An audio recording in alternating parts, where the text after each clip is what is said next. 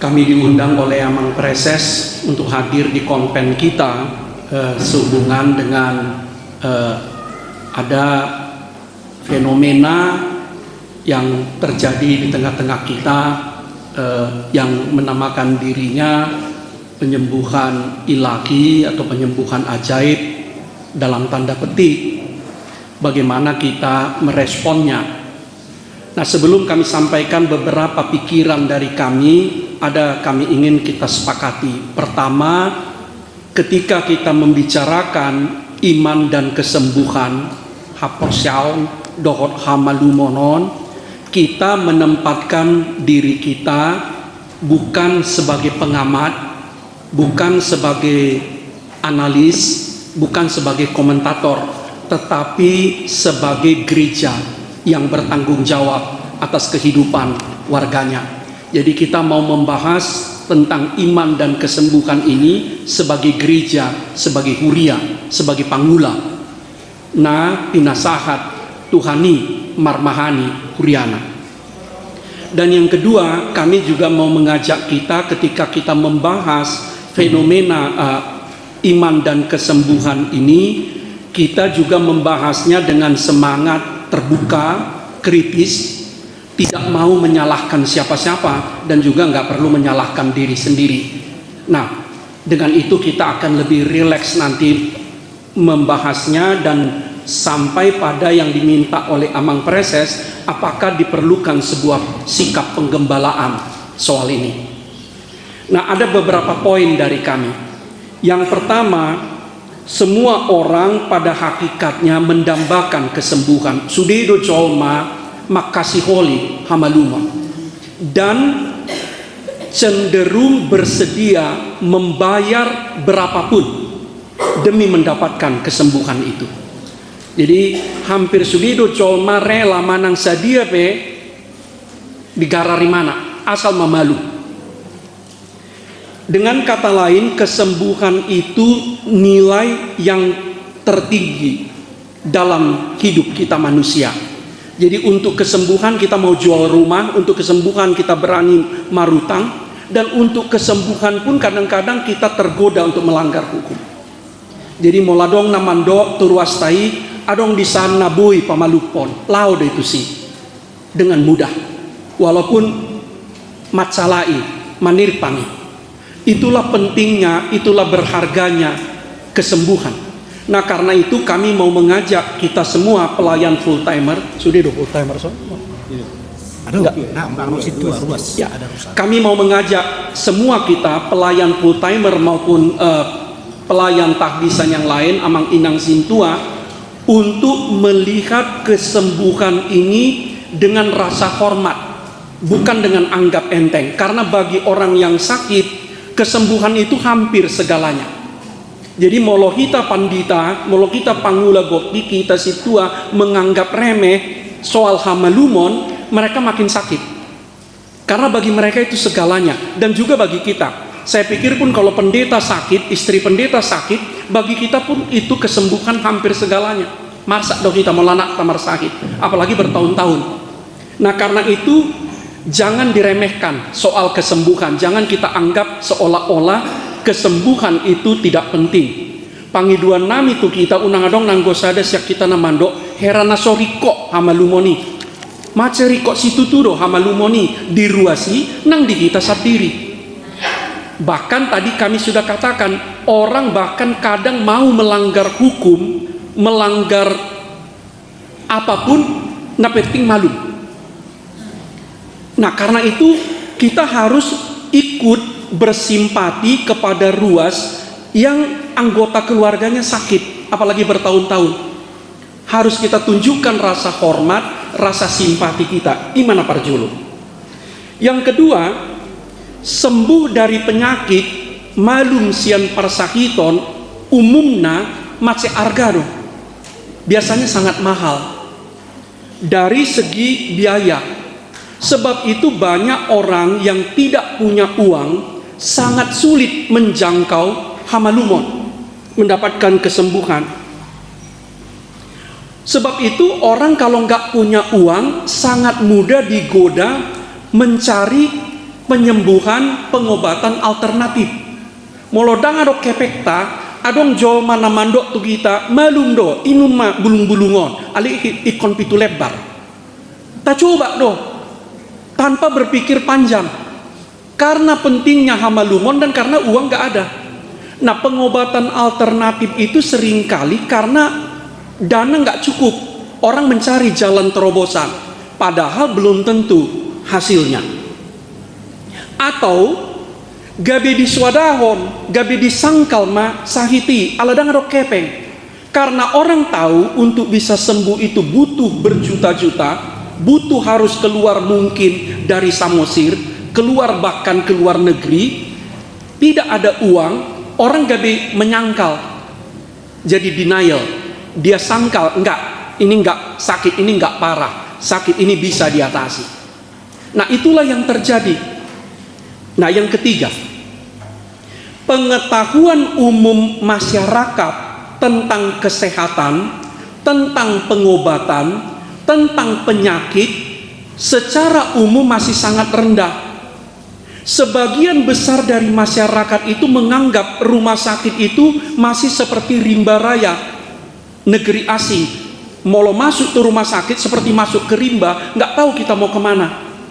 Banyak orang hanya pasrah kepada apa yang dikatakan dokter, apa yang dikatakan rumah sakit.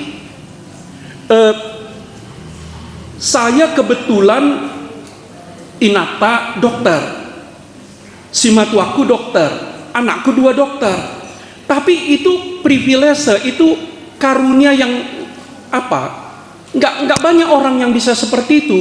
Saya bisa maklum kalau ada ruas kebingungan berhadapan dengan rumah sakit. Udah kayak bingung. Allah inataku, inang doa sudah nama ngurus. Daku boto nang gosa ada ubat tuh.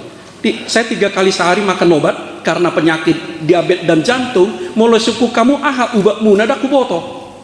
Pokoknya ahana di leon hala inang buru regar bawalang. Di mana siang, baik siang meu walang. Di surat imana di plastiki borngin nih walang. Saya nggak tahu. Kalau berurusan dengan rumah sakit aku nggak pernah tahu. Jadi bisa saya bayangkan betapa anggota jemaat kita juga ketika berhadapan dengan rumah sakit, berhadapan dengan para dokter, dia kebingungan, dia hanya pasrah. Nah, kalau ada nanti yang menjanjikan kepadanya disambui do malu, dia dengan mudah pergi. Kalau dia ada yang mengatakan adong do hutadda, bui do malu lisan, dia langsung pergi, nggak pikir panjang, nggak ditanyanya pendeta resortnya, bui do tusan nama. Aku yakin hampir semua kita ala au kayak ada pendeta resort 3 kali, ruas taidang adong nama nukun tuh kita, bui do tusan nama, dingkan do molo maruba tusan, orang nggak tanya, dia pergi dulu, nanti barulah kita tahu belakangan. Karena pengetahuan umum tentang kesehatan itu memang secara umum di masyarakat kita rendah, juga di ruas kita. Yang keempat, fakta menyatakan sebagian besar penyakit tidak datang tiba-tiba, tidak terjadi tiba-tiba. Boleh dibilang sebagian besar, nggak ada penyakit itu, tidak banyak yang datang tiba-tiba. Seperti COVID yang dulu, tiba-tiba kita tiba-tiba sehat, tiba-tiba langsung sakit. Itu nggak banyak. Sebagian besar penyakit itu akumulasi bertahun-tahun. Dengan kata lain, penyakit itu adalah produk sebagian besar, tentu tidak semua, sebagian besar produk dari pola hidup yang tidak sehat, tidak teratur. Karena pola makan kita tidak teratur, pola tidur kita, kalau kita katakan kita berarti dohok maruas tadi sih, pola tidur ruas kita juga tidak teratur, pola istirahatnya tidak teratur, pola kerjanya tidak teratur, pola olahraganya tidak teratur, pola makannya tidak teratur, selama bertahun-tahun terjadilah penyakit. Jadi penyakit itu hampir tidak ada yang datang tiba-tiba, semua adalah hasil dari bertahun-tahun. Dan mungkin juga pembiaran bertahun-tahun. Nah, karena itu penanganannya pun hampir tidak ada yang tiba-tiba. Datangnya tidak ada yang tiba-tiba, adalah proses. pulangnya, kembalinya juga untuk sembuh juga hampir tidak ada yang tiba-tiba. Nah, tapi ruas kita umumnya tidak mau tahu soal itu. Ketika kita sakit, kita nggak mau tahu itu. Yang penting sama kita cepat malum. Mana yang dikatakan paling cepat malum, kita pergi ke situ. Kalau dibilang itu di Medan, di pojok-pojoknya, di gang-gangnya, adong dona boi patok malum, lau dong kita tuh sih. Apalagi mau lo didok, karisted deh. Martangi yang deh, lo pamalupon, pasti lau ruas ta itu sih. Karena apa? Pentingnya kesembuhan itu. Nah, yang selanjutnya, kelima, pengetahuan modern menyatakan psikis, pikiran, roha ternyata pengaruhnya sangat besar kepada fisik. Jadi pengetahuan modern sekarang menyatakan bahwa rupanya psikis kita, pikiran kita itu juga sangat besar pengaruhnya kepada kesehatan fisik. Orang yang hidup di dalam dendam, misalnya dalam kebencian, itu sangat mudah katanya kena kanker. Orang yang stres itu sangat mudah kena penyakit. Nah, pengetahuan modern rupanya kembali menyadari, rupanya pikiran itu juga sangat bisa membuat orang menjadi sakit. Nah, karena itu bisa dimaklumi juga jalan sebaliknya. Ketika pikiran tenang, ketika pikiran gembira, ketika hati damai, orang lebih cepat sembuh. Jadi, dan itu diketahui oleh banyak orang, termasuk orang-orang yang bisa memanfaatkannya atau menyalahgunakannya. Jadi, fisik berpengaruh kepada psikis, psikis berpengaruh kepada fisik. Saya ambil satu contoh lah, Amang Inang. Kalau kita lagi lesu, molo lagi marsak kita, galido pamatakta. Dan ketika hati kita stresnya begitu kuat, badan kita juga otomatis langsung lemah. Sebaliknya juga, hampir tidak ada orang yang stres bisa mengangkat kepalanya, menegakkan wajahnya, menatap lurus ke depan, apalagi mengepalkan tangannya. Nggak bisa. Ketika stres, langsung mahiu, layu badan kita. Sebaliknya juga begitu. Ketika hati kita kuat, ketika hati kita gembira, ketika pikiran kita tenang, rupanya fisik kita juga terpengaruh. Saya selalu mengajarkan kepada anak-anak di rumah, kalau mereka stres menghadapi ujian, mereka ketawa. Tapi menurut saya benar, karena saya pelajari. Coba Amang Inang kawan-kawan bikin, kepalkan tangan. Cobalah dulu. Coba Amang Inang kepal tangan ke atas. Dok kamu mak, saya stres. Sambil mengepalkan tangan. Nggak pas. Nggak bisa. Coba bilang sambil kepalkan tangan, angkat muka, lihat ke depan, tegak, saya stres. Nggak bisa. Kalau saya stres, tunduk. Nggak bisa kita, orang yang tangannya terkepal, orang yang badannya tegak, orang yang wajahnya terangkat, nggak bisa stres. Nah, karena itu kalau Amang Inang ini kan bisa kita praktekkan kalau marjamita. Kalau kita marjamita supaya kita tidak stres, badan berdiri tegak, kepala angkat, tangan kepal, nggak mungkin kita gugup. Nah, ini yang banyak juga dimainkan oleh orang-orang, termasuk oleh mereka yang memakai hipnoterapi. Jadi saya nggak mau menuduh apa-apa atas kejadian-kejadian terjadi ini, tapi kita mau melihat lebih dalam, ini fenomenanya apa. Bisa jadi memang ruas kita itu, nggak hanya di Samosir, memang sakit karena pikirannya. Yang disadari atau tidak disadari, itu yang membuat dia lumpuh. Itu yang membuat dia lemah. Karena ada dendamnya, ada kebenciannya, ada sakit hatinya, ada perasaan tak bergunanya. Tapi bisa juga yang sebaliknya. Karena fisiknya lemah, makin lemah lagi hati dan pikirannya. Dan biasanya makin lama kita sakit, kondisi mental kita juga turun, down, akhirnya putus asa, madele. Ketika kita coba tidak sembuh, coba lagi terus gitu, ujungnya madele. Dan ketika kita dalam posisi mandele, apapun yang tiba-tiba menjanjikan kita bisa jadi akan membuat kita bangkit kembali. Kalau ada yang tiba-tiba, beta, au membuat kotusan, malu, pasti kita akan bangkit lagi. Nah, yang keenam, sampai sekarang penyakit masih dihubungkan dengan dosa. Jadi bukan hanya zaman Ayub. 3 temannya Ayub menuduh Ayub mengalami penyakit kulit karena dia berdosa. Ayub bertahan, mengatakan tidak, sakitku ini bukan karena dosaku, katanya. Nah, pikiran dongan misi Jopi sahat tunuai mangulu dope. Masih banyak di kalangan ruas kita yang menganggap penyakit itu berhubungan dengan dosa. Jadi satu-satunya kalau mau sembuh ya ngaku dosa dan minta pengampunan, minta doa. Tapi Yesus sendiri kan menolak. Dalam Yohanes 9 ayat 1 dan 4, ketika murid-murid Yesus bertanya, ise do nasak mardosa guru, umbayan mapi tungon sian hatu tubuna, bapak nado, opung nado, iba nasat diri do, roh Yesus mando dam, dangadong nasalah di sini. Nah, yang ketujuh dari kami, gereja kita HKBP masih sangat kurang memberikan perhatian kepada aspek kesehatan dan penyembuhan. Nah, buktinya apa? Udah 162 tahun gereja HKBP, rumah sakitnya masih tetap satu. Sementara organisasi agama lain udah 100 rumah sakitnya, kita baru satu. Atau tetap tinggal satu. Saya nggak sebut Nenggolan karena izinnya udah mati ya, atau udah hidup lagi.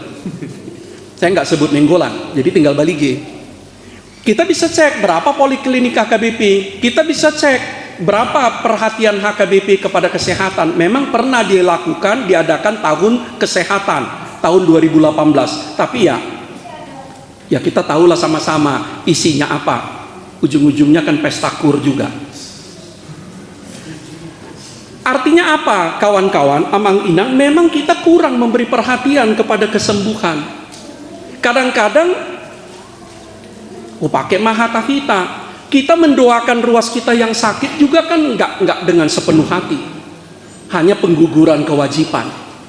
Lalu kita ke rumah sakit Manangyakon, kita enggak tahu orang ini sangat mendambakan kesembuhan. Kita doa dengan mudahnya, bahkan dengan gampangnya kita mengatakan, saya sauk malomoni roham Tuhan.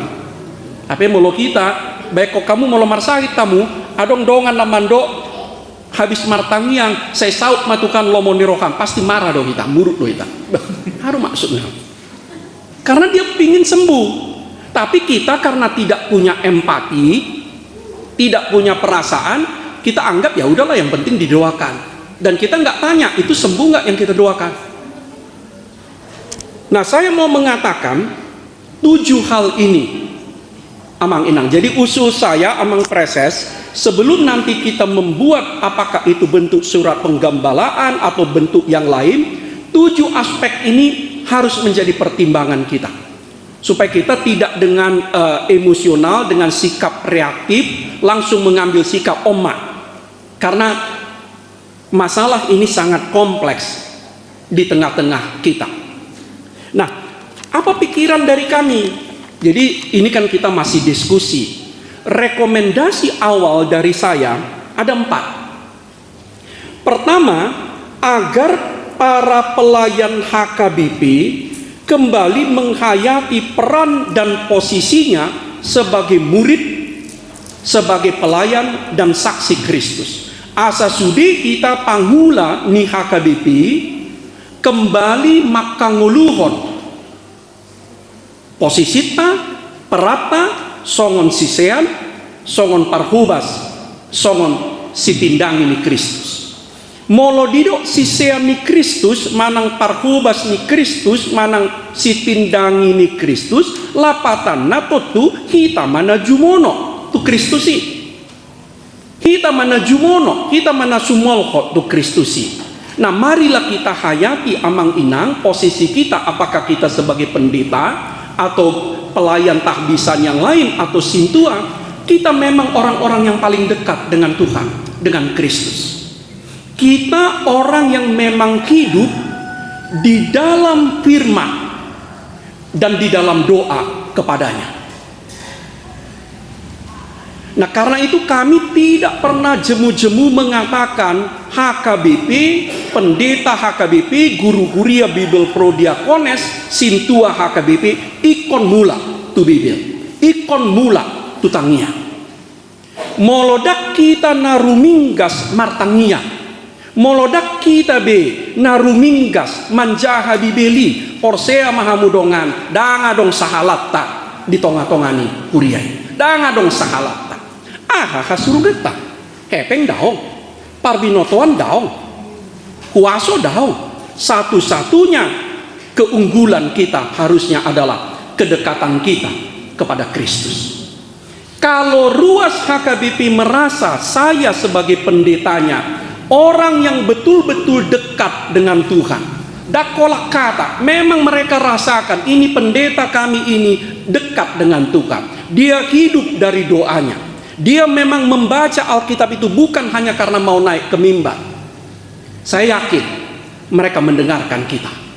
Mereka mendengarkan nasihat kita, termasuk soal penyakit, termasuk soal kesembuhan. Nah, karena itu saran kami, kalaupun kita harus membuat follow up dari fenomena ini, kami tidak kepingin kita bersikap reaktif, karena apa yang terjadi kemarin bukan baru. Sebelumnya terjadi, ada kadang-kadang anak umur 8 tahun, perempuan, bisa warne Kendari, macam-macam itu.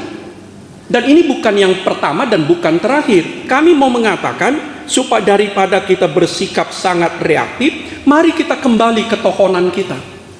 Mari kita kembali menghayati Bible itu sebagai bacaan wajib kita, sebagai memang ya bacaan yang menginspirasi kita. Mari kita kembali ke doa-doa kita, dan mari kita menerima rohnya. Saya sarankan semua pendeta HKBP, semua pelayan full timer HKBP, semua sintua HKBP, unang bakor rohamuna mando nunga tajalo ton di porbadia. Marhiti-hiti pandidion nabadia.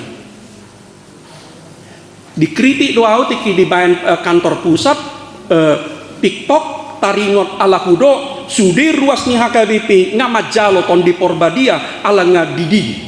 Banyak yang protes. Saya bilang ajaran iman kita mengatakan ketika kita dibaptis kita sudah menerima Roh Kudus. Karena itu amang inang, berhadapan dengan ruas yang sakit, berhadapan dengan ruas yang putus asa, berhadapan dengan ruas yang miskin, bersikaplah kita sebagai orang yang sudah menerima roh. Bersikaplah kita sebagai pendeta yang memang betul-betul nungamat jalo ton di porbadia, orang yang diberikan kuasa oleh ton di porbadia. Audak kujalo memang ton di pamalupon. Alit barani do maka tindakon di jolo ni nator nang jolo nunga hujalo be ton di porbadia. Nunga di leo be tuau kuaso. Kuaso pararaton hatani Tuhan. Mungkin dang di leon tu inapta do di leon alai mana para medis, imana dokter, tu imana ma di leon huaso pamalupon. Alai tu autong do di leon huaso. Nah, banyak otokritik kepada kita para pelayan HKBP. Kita tampil di depan ruas yang putus asa, ruas yang sakit, bukan sebagai orang yang powerful, bukan sebagai orang yang penuh kuasa, bukan sebagai orang yang penuh hikmat, bukan sebagai orang yang sangat dekat dengan Kristus. Larilah mereka. Saya minta mengajak kita semua, bagaimanalah kita meyakinkan ruas itu. Bagaimana kita meyakinkan ruas itu dengan kata dan perbuatan kita. Kita pendeta HKBP, kita sintua HKBP, pelayan HKBP. Kita adalah sisian Kristus. Kita betul-betul dekat dengan Kristus. Kita hidup di dalamnya dan kita menerima kuasanya. Sebab itu kata-kata kita, doa kita, nasihat kita powerful. Dia berkuasa, dia berwibawa. Sarupa do nakin nahudokoni kadongan sangat apa? Bayangkanlah kalau ada seorang pelayan HKBP khotbah di mimbar atau bicara di Partangyangan Wek tentang kuasa roh, tapi ruas itu melihat mukanya lesu. Ruas itu melihat badannya berdirinya nggak tegak. Ruas itu melihat air matanya, muka sorot matanya itu penuh dengan kemarahan. Apalagi kalau tercium pula bau tua. Runtuh wibawa kita, runtuh khotbah kita, nggak percaya dia. Saya nggak tahu apa yang terjadi kemarin di Pangurura. Saya bilang sama teman-teman, saya tunggu ada laporan uji klinis dari rumah sakit, barulah kita berikan judgment. Kita tunggu uji klinis, betulkah ada uji klinis? Sama kayak dulu waktu COVID, orang bilang nggak malu, pemerintah nggak percaya. Satu-satunya yang bisa membuktikan kita sembuh dari COVID, tes. Nah, apa yang terjadi ketika ada penyembuhan ajaib dalam tanda petik ini? Kita tunggu aja hasil lab rumah sakit, betul nggak? Sudah terjadi penyembuhan atau itu hanya perasaan? Saran saya nggak usah hukum juga. Kembali kepada yang kami katakan tadi, amang inang kesembuhan ini begitu penting. Nggak bisa kita dengan mudah mengatakan adang tohoi gabus nih, jangan, saran saya jangan. Tapi mari kita dengan teliti, dengan hati-hati mendorong apakah bisa dibuktikan secara uji klinis oleh rumah sakit, oleh laboratorium memang terjadi perubahan fisik. Nah, nanti kita periksa lagi. Itu saran kami yang pertama, kawan-kawan, supaya kita kembali ke Bible kita, ke Alkitab kita. Kembali ke doa kita, bahwa doa pendeta HKBP, doa pelayan HKBP, termasuk Sintua HKBP, adalah doa yang didengarkan Tuhan. Molodang porsea bagi kita amang siptua, inang siptua, molo kita sabdiri pedang porsea ditangihon debata tangyakta, BCB porsea. Au porsea do tangyakku ditangihon debata. Dakudo ikon masa sudina gudok di bakasan tangyakku ale porsea do bau dangadong na diswadahon debata tangyakku. Dia tidak mengabaikan, dia tidak menyepelekan, dan saya pikir semua kita harus seperti itu. Yang kedua, rekomendasi awal kami untuk kita diskusikan agar para pelayan HKBP full timer dan part timer semakin menekankan pentingnya pola hidup sehat, pola hidup sehat, pola makan yang sehat, pola tidur yang sehat, pola pikir yang sehat, pola olahraga yang sehat, pola kerja yang sehat. Dan dalam hal ini nggak usahlah kita malu sebagai pendeta mengatakan gudang do utakta bisa, karena sebagian kita, nggak usahlah bilang sebagian besar, karena sebagian kita para pendeta, para pelayan, pola hidupnya tidak begitu sehat, makannya tidak sehat, minumnya tidak sehat, tidurnya tidak sehat. Kita bisa kerja sampai jam 2 malam, kita bangun nanti jam 11 pagi. Termasuk calon-calon pendeta, termasuk calon-calon pendeta. Saya ingatkan calon pendeta kepada Ipurus ngoladong calon pendeta na soboi dungo jamono pagi unang di leon pohonan tu sih. Karena banyak calon pendeta bangunnya jam 11 siang. Lewat ruasi di bereng lapui terus. Aku bawa tuang gue di Sangosiro. Nah, yang ketiga, sebentar Mang ya, saya minta waktu ya supaya ini. Yang ketiga, rekomendasi saya, pelayan HKBP kembali meningkatkan pengajaran iman.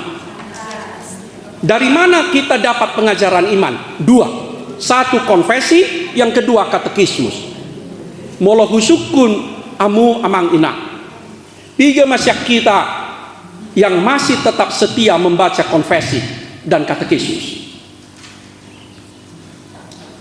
Saya berani mengatakan HKBP mesti kembali ke konfesinya. Katekismus itu bukan untuk parguru madua. Manghuton opung Martin Luther sude ruas nih kuria ikon ganu piki manjaha katekismus. Bukan dung malua dang porlube katekismus. Untuk siapa katekismus itu? Untuk kita. Nah tentu untuk kita bukan hanya katekismus kecil. Nah ikon katekismus besar. Alani tatu hormat katekismus besar. Katekismus Nabalga Martin Luther. Ido podani HKBP. Nah paduahon podani HKBP ima konfesi. Konfesi 51, konfesi 96. Di konfesi 51 ada kalimat di pasal 3 taringot tuton di porbadia. Dang tarjalo kita hala na mangido hamalumon holan markite-kite tangiang tuton di porbadia dang markite-kite usaha pangubadion. Ada kalimat itu. Nah tetapi itu kita abaikan dan jarang kita ajarkan. Nah saran kami, kembalilah amang inang, kita ajarkan konfesi dan katekismus kepada ruas kita. Karena apa yang kita dapat sekarang, fenomena yang terakhir ini, itu complicated, itu kait-mengkait dengan semuanya. Kita harus kembali ke konfesi kita 51 dan 96, paling sedikit kembali ke 96. Yang terakhir, rekomendasi dari kami amang inang, mari kita para pelayan penuh sukacita dan pengharapan. Jadi Amsal 17 ayat 22 itu kan hati yang gembira adalah obat yang manjur, itu kan betul itu. Nah kami mau mengajak kita para pelayan, mari kita menjadi pelayan yang gembira. Kenapa? Karena kegembiraan itu menular. Molo gembira kita pangula, gembira kita pandita, doh inatani pandita, inatani siptua, gembira, ruas itu pun ikut gembira, menular. Sebaliknya, kesedihan itu pun menular. Keputusasaan itu menular. Karena itu sangat berbahaya kalau seorang pelayan itu medili. Ala bali do padilian naik, tu ruas naik. Jadi kalau sempat seorang pelayan bisa mosir, tentu dia nggak bilang dengan kalimatnya, tapi di dalam hatinya sasi tau na ngamat deli, ngamat dolus, balido, roha padilian naik tu ruas naik. Nah karena itu pesan kami, mari kita gembira manginang. Karena gembira itu juga terkait erat dengan pengharapan. Marilah kita kembali tumbuhkan pengharapan ruas kita itu, bahwa hidup ini masih banyak harapan. Dari mana mereka dapat pengharapan itu kalau bukan dari saya, kalau bukan dari amang dan inang. Sia dia madapok ni ruas tai, na sederhanai. Sia dia madapok nasida las niroha, dapok nasida ngulu namar pakirmon, molodak syakita HKBP, syakita pangulana. Nah itulah beberapa catatan dari kami, Amang Cornel Sinaga sebagai moderator Amang Preses. Kami terbuka, tapi sekali lagi kami pesan, Amang Inang, mari kita diskusikan fenomena ini bukan sebagai komentator, sebagai pengamat, tapi sebagai pelayan yang diberikan tanggung jawab menggembalakan ruas. Dan mari kita diskusikan ini dengan hati yang riang, dengan gembira dan keterbukaan, termasuk kepada koreksi kepada apa yang kita lakukan. Butina. Ya, maka Bapak kita